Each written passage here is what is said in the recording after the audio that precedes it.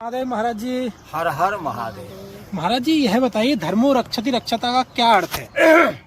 धर्मो रक्षति रक्षिता का अर्थ है जी। धर्मो रक्षति का अर्थ है धर्म रक्षा करता है जी जिसकी रक्षित माने वही सुरक्षित है। जी जी सुरक्षित कौन है? जिसकी धर्म रक्षा करता है। जी तो धर्म किसकी रक्षा करेगा? जो धर्म पर चलेगा। चलेगा।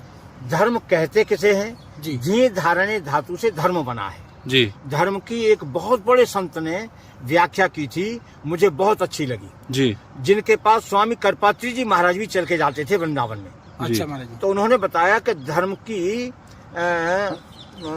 क्या पहचान है कि बहन भाई को कहीं जंगल में एक जगह रुक जाना पड़ जाए, जी। एक जगह सोना पड़े, जी तो वहाँ धर्म रक्षा करता है। अच्छा क्यों? पता है कि ये हमारी खास बहन है। जी। बहन को पता है ये हमारा खास भाई है। खास जी धर्म।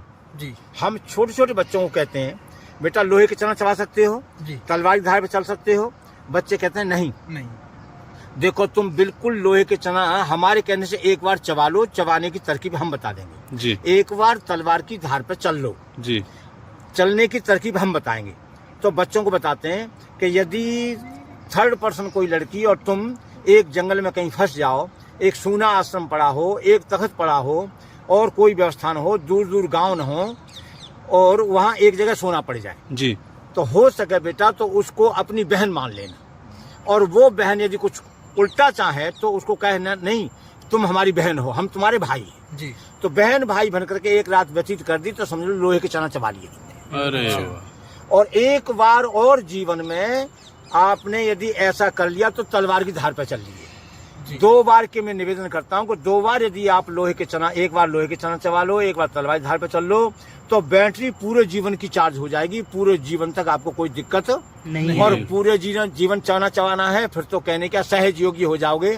जैसे कृष्ण भगवान सहज योगी थे। जी जी जी भगवान राम मर्यादा पुरुषोत्तम राम थे, जी। उन्होंने मर्यादा का पालन किया। जी महाराज। और कृष्ण भगवान पुष्टि पुरुषोत्तम थे।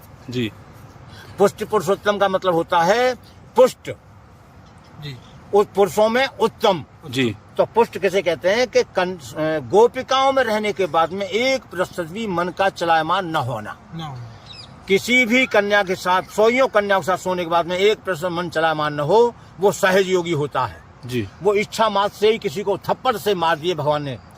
राम ने हथियारों से मतलब वाण से मारे, कृष्ण भगवान ने थप्पड़ से ही बड़े बड़े तिमिंगल मार डाले। जी जी जी जी तो ये जो है राम और कृष्ण की मर्यादा। और जितने 24 अवतार हैं, इन 24 अवतार में क्यों जी राम कृष्ण ही क्यों पूजे जाते हैं? इसलिए पूजे जाते हैं कि राम और कृष्ण जैसे वो अवतरित हुए हैं वैसे ही हम और आप या जितने जीव हैं सब अवतरित होते हैं। माता पिता कोई किसी को पैदा नहीं करते। जी माता पिता पैदा करते होते तो उनको ये पता होता कि हमारे लड़का होगा कि लड़की होगी। बिल्कुल बिल्कुल। उनको कुछ भी नहीं पता है। जी। माँ को ये नहीं पता हम किस दिन जन्म देंगे। जी। यदि वो पैदा करें तो कुछ तो जानकारी होनी चाहिए। बिल्कुल बिल्कुल सही परंतु बात। नहीं, जी जिन माता पिता से हम पैदा होके आए परमात्मा ने उनको हमारे माता पिता बना के भेजा है। जी अर्थात माता पिता के रूप में परमात्मा ही हमको उपलब्ध हुए हैं। जी जी जी। क्योंकि परमात्मा निराकार है, उसका दर्शन असंभव है। असंभव है। निराकार है तो अब वो साकार रूप में हमको मिला है।